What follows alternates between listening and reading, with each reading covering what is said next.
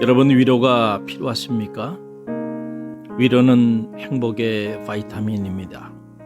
행복한 삶을 살길 원한다면 누군가 조건 없이 나의 상처와 아픔을 위로해 줄 수 있는 사람이 곁에 있어야 합니다. 그러나 우리 내 삶을 들여다보면 위로자보다는 경쟁자들이 우리 곁에 더 많이 있는 것이 현실입니다. 내 삶을 위로해 주는 사람들보다는 내 삶을 위협하는 사람들이 더욱 많은 것이 현실입니다. 무한 경쟁 시대가 낳은 비극이 아닐 수 없습니다. 예수는 하나님의 위로 안에서 이 비극을 희극으로 바꿀 수 있는 길을 제시해 주었습니다.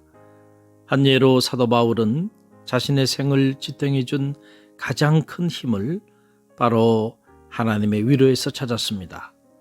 사도 바울은 신약 성서의 3분의 1을 기록하고 이방 선교의 천문을 열었던 놀라운 생애 이력을 지니고 있는 인물입니다. 그러나 그 이면의 삶의 자리에는 언제나 고난이 떠나지 않았습니다. 초대교회 내적으로는 사도성의 문제를 안고 있었고, 초대교회 외적으로는 복음을 전하는 일로 수없는 핍박과 고난의 풍랑을 경험해야 했습니다. 고린도후서에서 그는 자신이 경험했던 고난을 다음과 같이 열거하였습니다.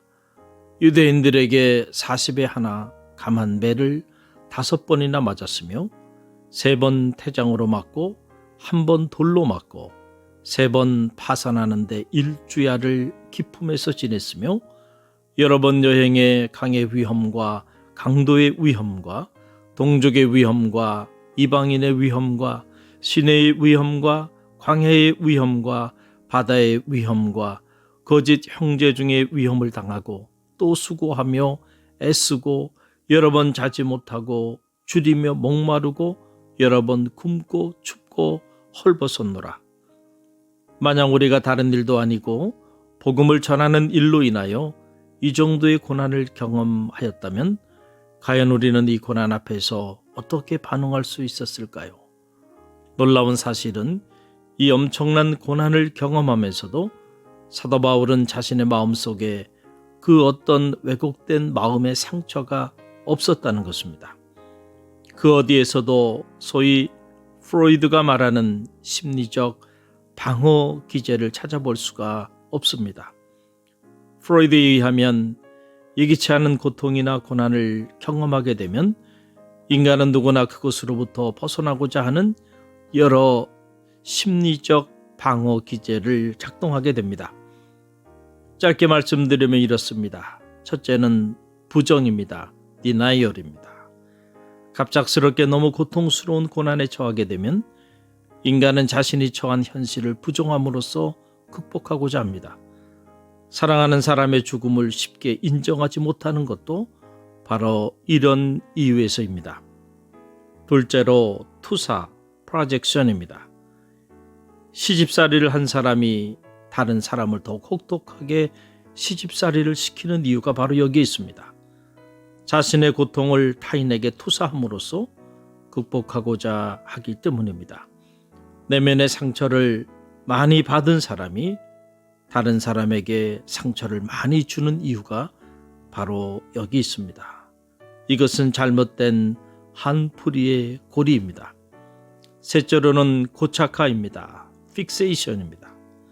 자신이 경험하는 고통과 고난 때문에 미래를 향해서 성장하지 못하고 집요할 정도로 한 단계에 집착하는 현상입니다. 생물학적 나이는 성인인데 심리적 나이는 아직도 초등학교 수준에 머무는 경우가 여기에 해당됩니다. 넷째는 합리화입니다. rationalization입니다. 상처받은 자신의 자아를 위로하기 위해서 스스로 교묘한 구실들을 만들어내는 심리적 현상입니다.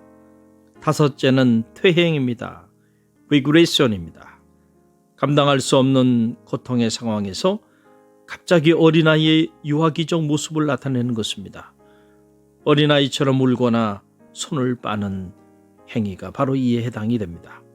여섯 번째는 반동형성입니다. 리액션 포메이션입니다. 무의식적으로 정반대되는 행동을 보이는 경우입니다. 독재 타도를 외치는 사람들이 독재적 성향이 더 강하고, 사랑을 유난히 외치는 사람이 매우 사랑에 결핍된 자아를 가지고 있는 경우가 바로 여기에 해당이 됩니다.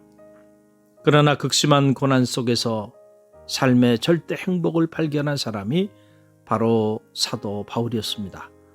오히려 그는 자신의 고난을 긍정하고 더 나아가서 자신의 고난의 삶을 자랑스럽게까지 여겼습니다. 내가 부득불 자랑할진대 나의 약한 것을 자랑하리라. 어떻게 이런 현상이 일어날 수 있을까요? 이것은 바로 하나님의 위로로 인해 가능했습니다. 바울은 고린도 후서를 시작하면서 이 사실을 다음과 같이 고백하였습니다. 찬송하리로다. 그는 우리 주 예수 그리스도의 하나님이시요 자비의 아버지시요 모든 위로의 하나님이시며 우리의 모든 환난 중에서도 우리를 위로하사 우리로 하여금 하나님께 받는 위로로서 모든 환난 중에 있는 자들을 능히 위로하게 하시는 이시로다. 그리스도의 고난이 우리에게 넘친 것 같이 우리의 위로도 그리스도로 말미암아 넘치는도다.